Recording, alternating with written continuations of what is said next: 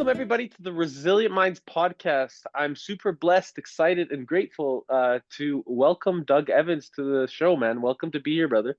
Hey, my pleasure. I'm happy to be here. And it was great, seeing you twice in 2 weeks. Yeah, man, I'm really grateful for, I was just sharing, I'm grateful for, the way that you contributed, showed up at UPW. It's really amazing to see somebody so uh, devoted to their purpose, devoted to their experience of life, and really contributing their energy. I believe in human action is the fundamental responsibility that we all have, and this choice that you've made comes from a young age. So before we get into all of that, I'm excited to learn and highlight kind of your experience. But I just want to highlight a little bit about the this way of this specificity about you, so everybody is a little bit more aware. So for those that don't know, Doug, is a serial health food entrepreneur who began sprouting, and we'll get a little bit more into what that means, over 25 years ago, and has been advocating and educating on the benefits of sprouts and sprouting across all different platforms, and spending time, devoting his energy online and his social presence. And this is how I got to really get to know him, is at UPW, listening and observing his energy, spending time communicating it, and choosing to do it with a place of a presence of being on a platform alongside my teacher Tony. So I'm excited to kind of highlight why this is super meaningful to you. And before we go into that, can you give, from your perspective, what is sprouting, first of all, Sure. and why is this important to you? So, sprouting is something that is not new. So, it's been around literally since the beginning of plant life on the planet. And basically, a sprout is a seed that germinates. And a seed is a complete living organism in a dormant state. And when I wrote the sprout book, I researched that there are seeds that are 1,200 years old that will still germinate and sprout. And so I looked at seeds and sprouts over the last 30 years as a superfood, as something nutritious, but I never took them seriously. I just never took them seriously. And there had never been a major platform behind sprouts. So there are no national or international sprouting companies. In Asia, sprouts are ubiquitous in Korea, in Japan, in China. But in those cultures, there aren't big companies that are selling them. It's all like local. People get the seeds, they sprout them on their own. They prepare food with them. Restaurants sprout, and they have them. So in America and in Canada, sprouts are really relegated to Asian cultures or to hippies. And I didn't grow up in a hippie family. Like, I grew up as a New York City juvenile delinquent street kid. And so I was sleeping on the subways as early as age 13. And so my world was just eating processed food, refined food, meat, dairy, animal products. I ate anything. And then what kind of brought me to my come to sprout moment was really when I was 33, when my entire close family was plagued with serious mortal conditions that I was able to pinpoint not to genetics, but to their lifestyle. That literally they ate themselves into heart disease, they ate themselves into diabetes, they ate themselves into cancer. And when I looked at how they treat cancer and how they treat heart disease and how they treat diabetes, they were treating it with drugs, with radiation, with chemotherapy. And none of which were the cause of these diseases. These diseases were a result of deficiency, depletion, deprivation of phytonutrients and macronutrients that were balanced. And as a result, the diabetes forms when insulin resistance takes over, the heart disease forms when the arteries get clogged, the cancer forms for any number of reasons, some of which are genetic, but the majority are through lifestyle. The most obvious one is smoking, right? People know like there is a connection between smoking and lung cancer, but people don't make the connection between, food and prostate cancer, colorectal cancer, breast cancer. So these connections aren't made. When I made the connection, it was a light bulb went off in my head. And I realized that I needed to take some action, right? Do something differently. And then I met someone who was a proponent. And as I sat through Unleash the Power Within, the description and the alignment, of what to eat, what not to eat, and green and alkaline forming, it was very aligned with me. And so I made what would seem to be to other people an extreme shift of diet. But for me, it was logical. And so I started to eat a lot of fruits, and I started to eat a lot of vegetables, and I started to eat sea vegetables. And I was concerned where I was going to get more of these when I moved to an environmental desert that had no access to the normal healthy options that I experienced. And then that's how I discovered sprouting for myself. So sprouting had been around.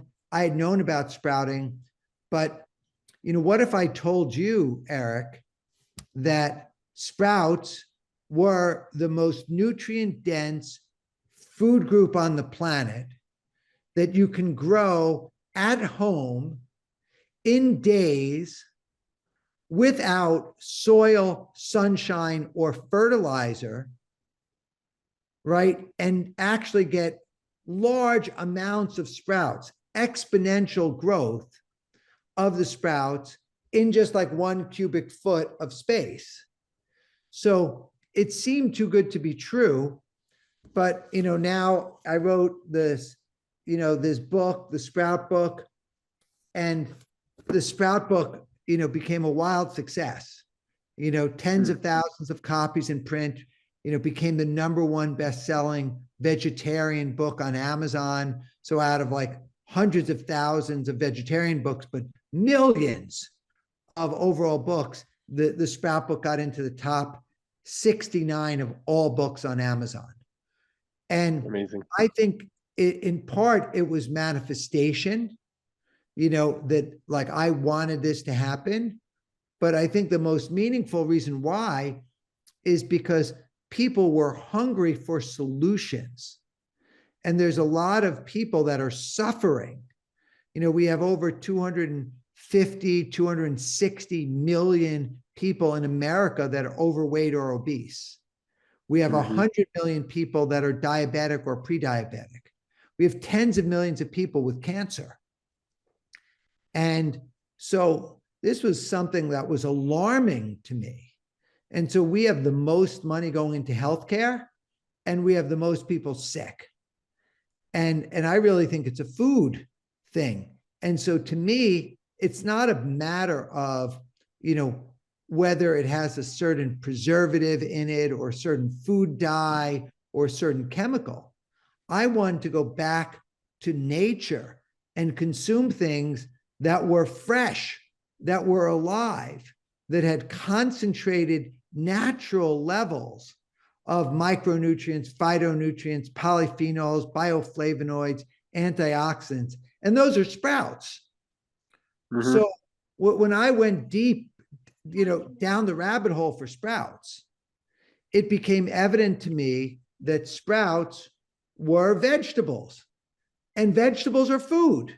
Vegetables are food. So that's an amazing thing. Hey, I can eat vegetables and vegetables are good for you. So, period, end of story. There are billions of people around the world who eat exclusively vegetables. And so that was a data point that you're not going to die if you're eating vegetables. And the more Yeah. vegetables you eat, the more calories you get, the more nutrients you get.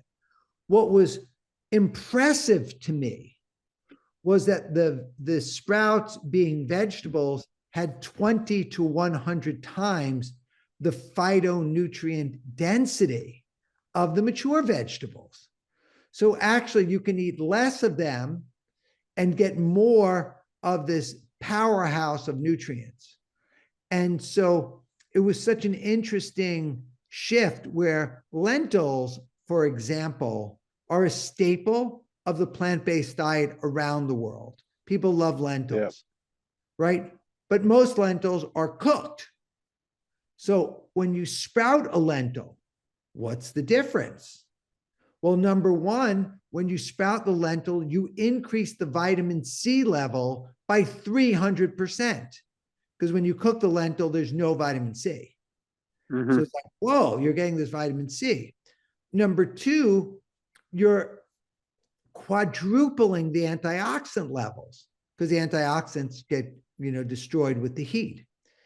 And then you're taking this and through a metabolic process, the enzymatic activity is causing this lentil to sprout and germinate. So it's actually enzymatically active, electrically alive, and it's growing. So when you're consuming the lentil, you're actually eating the entire living organism, the root, the shoot, the embryo, the testa. And when you're consuming that, you're getting something that's very bioavailable. And for the people that are concerned with lectins and phytic acid, when you sprout them, you reduce the lectins, you reduce the phytic acid, you remove the enzyme inhibitors, because that's the sheer process of the metamorphosis that is occurring during the sprouting and germination process. Wow, brother, it's fascinating how when you're really willing to go deep into any type of topic, we start to discover the patterns of what's possible in terms of nature and also ourselves. So you Yes, talked about, this emphasis of these seeds, being able to grow with photosynthesis. And I believe that this is a huge component of also us as human beings is as we grow. And so what we put into our bodies is also going to emphasize the importance of how we choose to actually grow ourselves. So it's interesting. We have to always pay attention to what's going on around us, and yes, fundamentally, these uh, old paradigms of how much dis-ease has been cultivated in terms of our societal construct, not just in the United States but also on a global level. Now, as we start to recognize an even more responsible role as leaders into creating this type of regenerative attitude or regeneration within ourselves, taking more responsibility for our health and our wellness, and also holding accountability to those that are out there creating the food as we grow, because our next generations really would like, I believe, for us to create these types of experiences so they can live longer, healthier, fuller lives. So what do you think, and why has this been such an uh, like creating so much dis-ease within the United States and on a global standard as well, in terms of our, this health epidemic, that people may be either unaware of or uncertain of or wanting to discover more about themselves. Is there any insight that you have, or at least from your yeah. experience? I mean, my insight is basically, I don't think that the food companies, and the drug companies are trying to kill us. Like, I just think Mhm. they're trying to profit from us, and that we live in a convenience culture and we live in a distracted culture.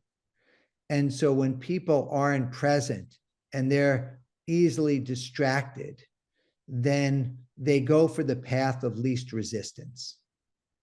So, like, that's just, the sheer fact.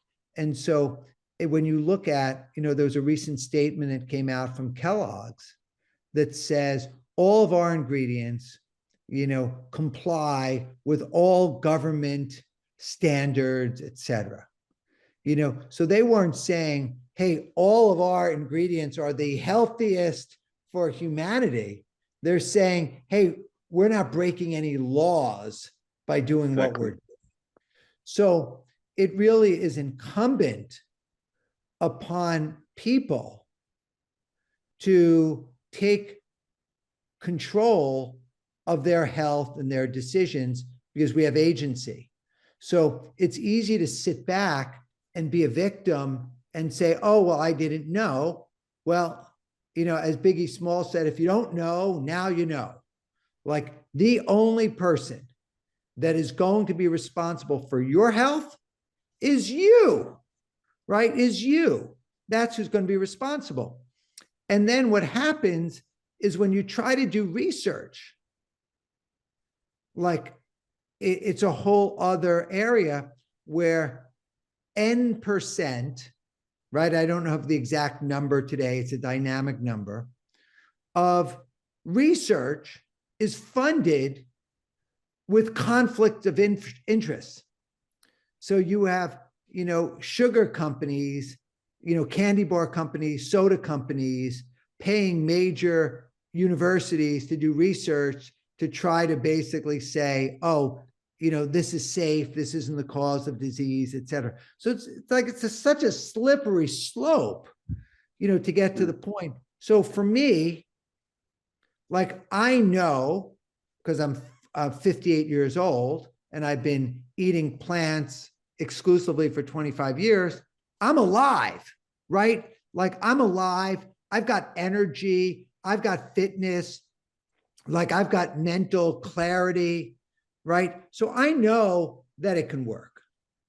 And a lot of people, didn't have the luxury or the penalty, right? So I thought I was penalized because everyone died in my family, right? But I also had the luxury of being super frugal and saving all of my dollars so that I could do the research and I could be independent.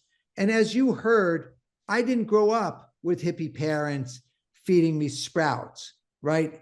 I grew up living in the streets of New York, eating fast food, sleeping on subway trains, right? From age 13 onward. So I didn't come to this world, and I'm still not a hippie, right? My energy, you put me around a room of hippies and I'm too intense for them, candidly. Like, I'm not one of them, right? Because they want to sit and watch, the grass grow, right? And that's not me. Like, I'm driven on a purpose. Just so happens I'm applying this energy and this purpose towards speaking for being plants and sprouts that don't have a voice. So, long way of saying that sprouts have never had a voice because there's never been money behind them. And if you look at eating alfalfa sprouts, how many ingredients are in alfalfa sprouts? I personally don't know. One, alfalfa seeds, right? And Okay. how many ingredients are in broccoli sprouts? One, right? Yeah. The average, I'll do a quick search here because I don't know the answer and I'm very curious. 1 second. What Please. is the average number of ingredients in a packaged food item at a supermarket in North America? So What do you think, Eric? I'm gonna say 25. I would say that big ag and big food has got into the internet because it won't even give you an answer. Wow. But I'll see if I can do it for, let's just say, for cereals. Bear Maybe with. Chat GPT will do it. I'm in Chat GPT. Oh, interesting. So it's giving me two responses. Yeah, they really don't want to. Okay. So those aimed at children will contain 20 ingredients. 20 ingredients. So it's just crazy. So for me, as soon as something's in a box, as soon as it's cooked, right? And I can't discern with my eyes what it is, like my spidey sense tingles and says it's dubious. So I want to eat things I know what they are. And if you think about, like, lettuce is good, like I love lettuce. Average leaf of lettuce has traveled 2,000 miles till it gets to a grocery store.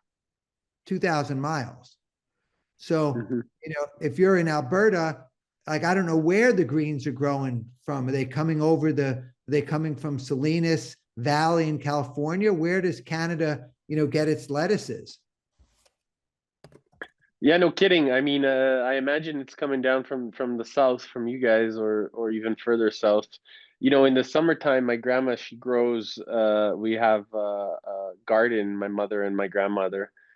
We have a outdoor garden. When I was living, in Brazil or Mexico or Ecuador or even Spain, we had an outdoor regenerative garden, and we would like plant everything. Well, I personally wasn't planting myself, but we would have people helping us plant and really doing everything. And I think that this is where sustainable community and development, you mentioned these ingredients and really being able to start taking more care of our health.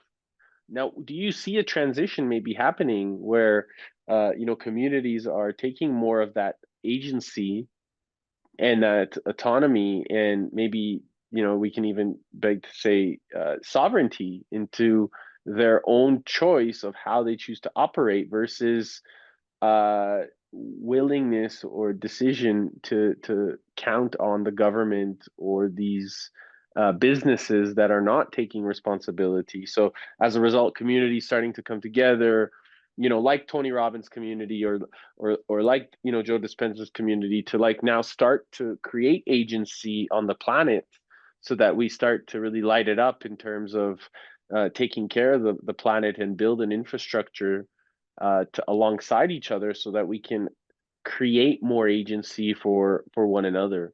Do you see that happening, or that transitioning coming to life, that energy transition happening, or what are your thoughts here?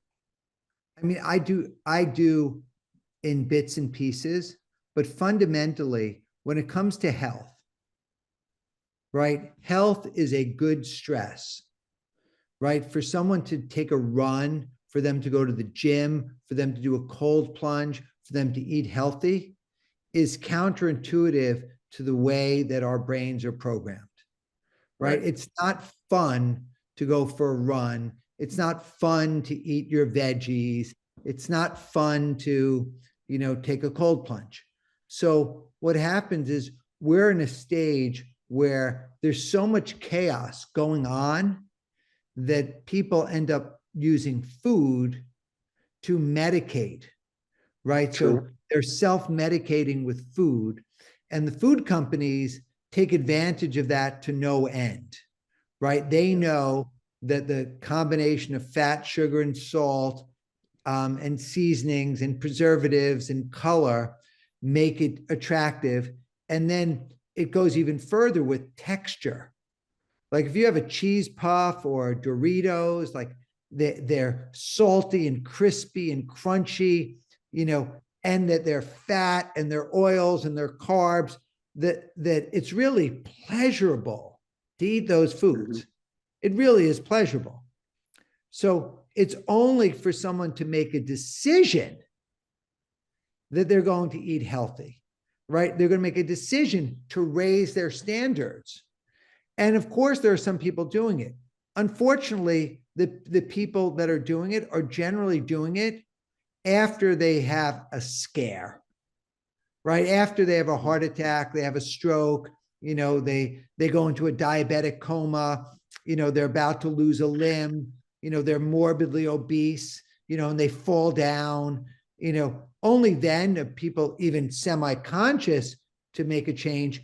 And they go to the doctor, and instead of the doctor giving them a curriculum of, eating water-based, fresh fruits and vegetables, like the doctor has no time, and the doctor's goal is to get them to homeostasis. And so they've been trained, oh, look at the condition. What drugs can I prescribe? So that way they feel like they're doing something. And that's Mm. where, for me, patient heal thyself. And obviously the doctors know a lot about a lot of things, but unless you spend a day with a functional medicine doctor or a naturopathic doctor, and you express to them, hey, wait a second, what can I do to be healthy? Because the drugs do not cure. The Yes. drugs treat the symptoms. So what can I do? I want to be healthy. What can I do? Well, get a good night's sleep, get some exercise, drink a lot of water, eat your veggies, etc. But they're not going into a level of depth of trying to understand an individual's life, what fits in, the whole thing, because every person is different, right? And as soon as someone has any sort of other, um, complex health condition, then it makes it even more difficult. So the general thing is there's almost a standard protocol of care, which involves the prescription of a drug. And once you go down that path, it's really hard to get off. So someone has to, like, I hope anyone who's listening to this, Eric, is open to the fact, to knowing that there are alternatives and there are choices that one can make. If they want to become, forget about being unleashed, forget about being alive, where, last year I did 100,000 push-ups, and I'm running every day, right? So aside from that, like people just needing to move, like needing to raise their standards. So I'm not telling everyone, hey, just go on a sprout diet, just eat sprouts. I'm saying be aware of everything that you're eating, look for things that are fresh, and sprouts, you can add sprouts to your diet because they grow in days in Canada, in America, in most parts of the world, in the International Space Station, without soil, without sunshine, without fertilizer, and they're growing in days in small amounts of space. And so by simply adding sprouts to your diet, you can increase the quality of your nutrition, boost the nutrition by hundreds of percentages, maybe even 1,000%. What are your thoughts on this vertical farming age now, where people are able to grow throughout the seasons a lot of different ingredients? Is this something that is beneficial to our society, or do you think it's detrimental?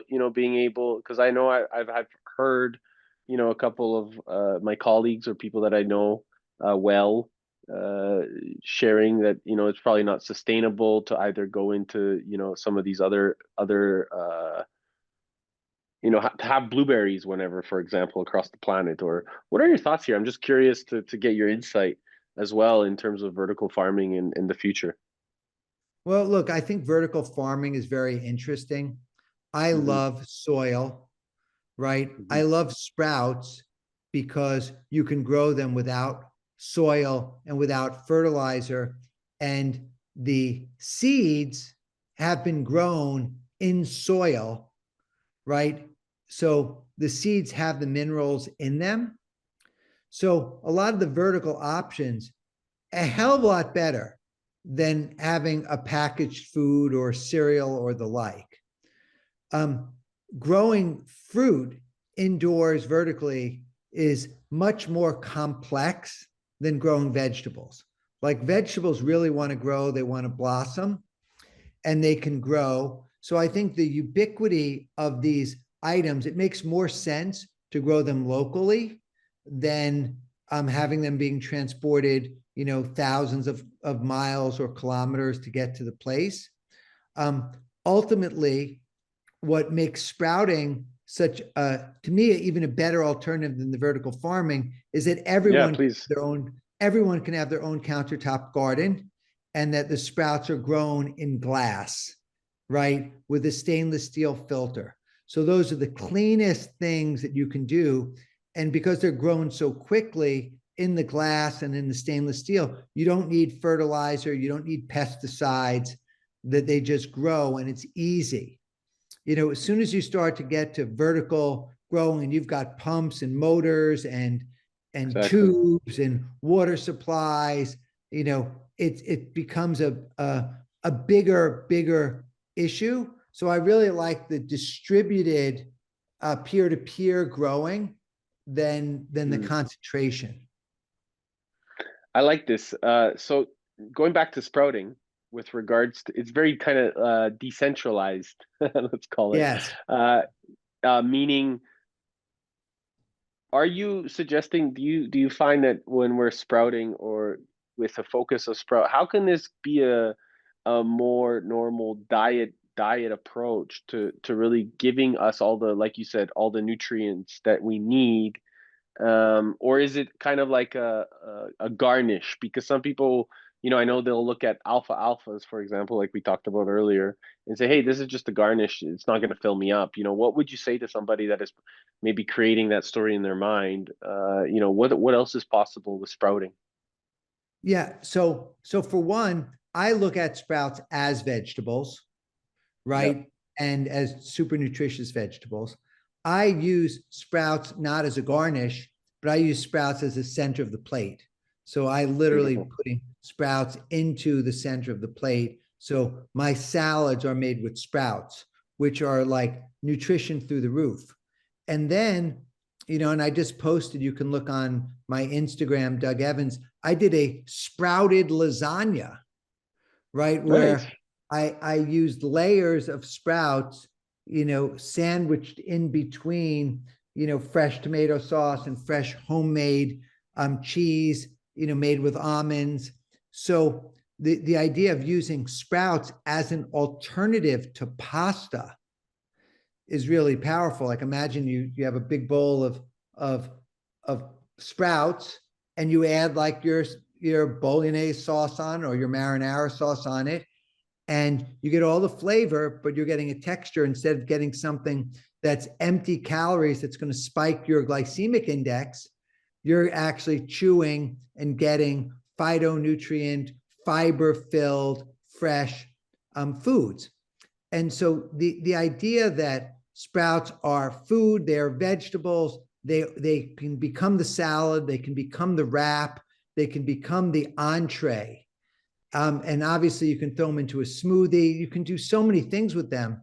So that's why when we created the sprouting company, we made our jar twice the size of an average jar because I wanted people to have an abundance of sprouts because it takes no more effort to grow twice as many sprouts in a larger vessel than in a small one.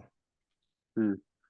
You bring up fiber and phytonutrients, and what does that do in terms of emphasizing a clear capacity to our internal system as humans? How does that affect us positively, and what does it do for us to create more energy, move better, create more opportunities, and then that also obviously will show up in our external world in the way that we choose to operate. But like, how does that internally, if you don't mind, I'd love to get curious about that.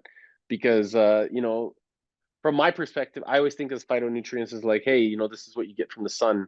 Of course, this is, probably something different, that you're referring to. So, Yeah. I mean, I think what I'm getting at is the fact that you can actually have this agency and you can choose to eat foods that you grow, you know where they came from, that are nutrient dense and complete. So there's a myth that um, where do you get your protein from? And that we have a protein deficiency in the country. And in mm, fact, we have a fiber deficiency. Many, many more people are fiber deficient than they are protein deficient. So it's such a shift, like and I don't know, I don't know if this is some conspiracy or what have you, but no one's talking about it. Like right. no one's really talking about it. They're talking about, so interesting. I could go anywhere and people will say, well, you eat sprouts. Where do you get your protein from? And, what I ask them is like, hey, bro, where did you get that question from? Like, are you studying nutrition now? Like, are you a nutritional biochemist? Are you a dietitian? Like, why are you, bro, like asking about protein? Like, who Mm, told you to ask that question? Right? You don't see an animal in nature looking at a label, right? They're eating intuitively, right? So right.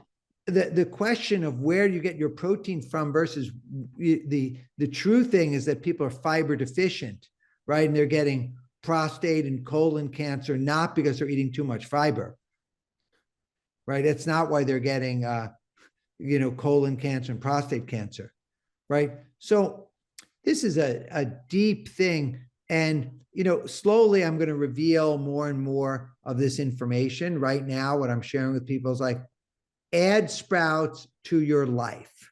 Figure out a way to add sprouts to your life, and you will have more fiber, more phytonutrients, higher quality movements. You'll have a great prebiotic that will go into your gut microbiome, and you'll have energy. It's very easy to digest sprouts. Very Mhm. easy. You know what I love? I eat a lot of kabocha squash and I love on the external the kabocha they have that green lining with it. It creates that profound fiber.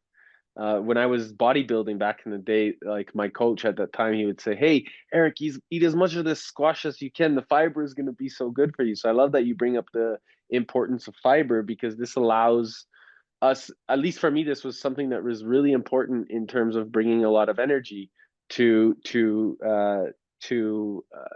my workouts. My nephew just came to say hello. Oh, Speak really? of the next generation.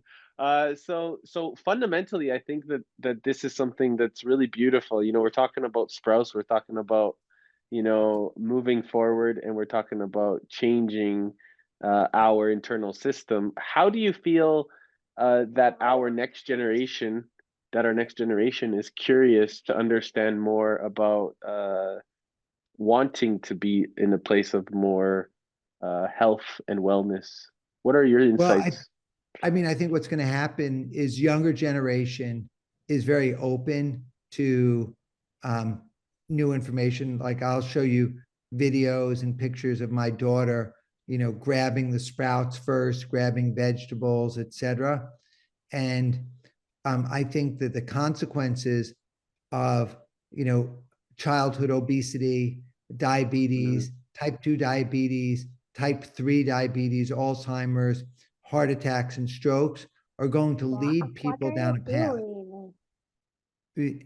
because everybody knows someone who, has some sort of chronic condition where they've been, you know, um, sickened by their lifestyle. And now, with the decentralization of information distribution, now someone, can ask more questions and they're going to look around and say, okay, are people that are and I'm not talking about eating Oreos and Pepsi Cola plant-based, but when they start to look at, what do they eat and who's getting sick, you're going to see it. And you know, I just know there's going to be a fallout from a lot of the dietary choices that people are eating right now out of convenience and out of propaganda. So I think, things are always going to go up and down. There's going to be waves. And so, hopefully your audience, doesn't wait until the shit hits the fan, to clean up. Well, I love the fact that you bring up the component of immediately, like where you said, "Hey, where are you getting your protein from?" And it's interesting when you said, "Hey, who asked that question, and why are you asking that question? Where is it coming from?" The conditioning, right, that Yep. has been created on such a generational component of where we are and what we choose to do and how we choose to operate. And then having this responsibility, I love the fact that, you're sharing so much of this depth, because I imagine, over the course of the 2.5, 3 decades that you've been on this journey, you've discovered some pretty crazy stuff. And it's nice to have that level, or to be in really reverence with you, to understand that the level of devotion that goes into believing in something and choosing to operate from that place of sincerity, and then just choosing to express that oneself, even when the external world or external society has conditioned so many of us to think to think, I won't even say alternatively, because I'll say differently, in a way that is actually completely misleading. Exactly. I mean, look, I think that we're in a level where the information is out there and people are able to make choices and find it. And the big if is, are they going to wait until it's too late, or are they going to start doing it earlier? And Mhm. like that's in the case of my family, it was too late. It Right. was too late. So now, I'm trying to get ahead of the curve, speaking to people where I think no one went to Tony Robbins Unleash the Power Within, 20,000 people plus, when they're thinking they were going to get educated and unleashed about sprouting. I think that's the uniqueness, is exactly because Tony is creating such a light, and so many of us are able to now stand on his shoulders.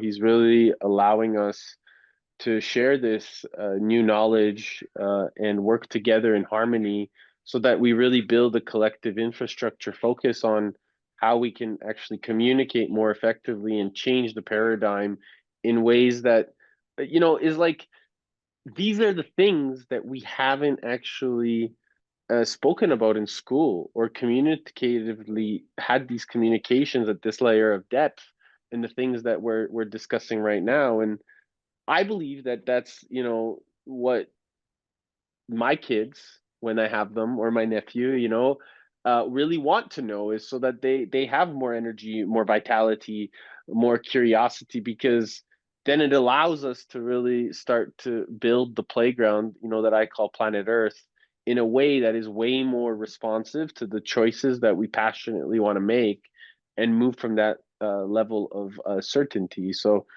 thank you for being you, brother, and shining. This is something that I'm excited, to continue, our friendship and conversation. And I'm grateful for you, bro. Hey, thank you so much, and thanks for your great work, and happy to be part of it. And let me know if you have questions along the way. But I'm excited for you and your journey. You're doing phenomenal work and taking massive initiative. So I love it. Thank you, brother. So before we go, I'd love, where can we find more information about the book, about how to get, maybe if somebody wants to get in contact with you, find out more information, what is the best way to connect with you, or to reach out and find out more information? Yeah. So the Sprout book is in English and in Spanish, available wherever books are sold, right? And my Instagram is just my name, Doug Evans. My TikTok, you type in Doug Evans, you'll find me at the top there. And my company is thesproutingcompany.com, and really created the company to make the products that I want to use, right? So the high Beautiful. quality organic seeds that are tested for pathogens, tested for high germination rate, uh, tested, certified glyphosate free, because you don't want the endocrine disruptors. So all the things that I wanted in products for myself, that's what we put out at the Sprouting Company. Amazing. And is if there's anybody on here that can serve and support you, what would be something that if you needed anything, is there anything that we can do to support you as a community, as listeners, as followers? What would be the best way to serve and support alongside you? I mean, I think that if people are in the food industry, nutrition industry, chefs, that's a part. I think if people have companies and they want to make the companies healthy, I've been Zooming in and visiting and talking about health and doing, little keynotes like what you saw me do at UPW, to corporate. So I'm doing a lot of public speaking. And seminars and workshops. And, one of the things we talked about was doing extended workshops. And, we're a small company. So if people actually have resources, I'm very open, to seeing how we can expand them, to do more. Amazing, man. Amazing. Actually, it's funny, this morning on our community call, we had a couple different gentlemen speaking, about, different hemp and foods and beef and pork and all these things. So interesting, like it's been like a food day. Everyone was really communicating about a very interesting conversation that I, had the pleasure of holding the space for. And then it's amazing to just watch and observe how meaningful men are doing meaningful things, and women, of course, meaningful men and women doing meaningful things. So thank you, brother. And last question, man. If you had 3 days left to live, what would you do? I'd probably just like literally just spend them with my wife and my daughter, kind of documenting, what they need to do to live happily ever after, and how they can take this message and keep moving with it. Thank you, brother, for your kindness, your candor, your wisdom. Is there anything else that you want to share before we go? No, I just want to acknowledge your work with with youth leadership and innovation, and supporting CEOs with your work is really important work. And, with your talent, you could be doing anything.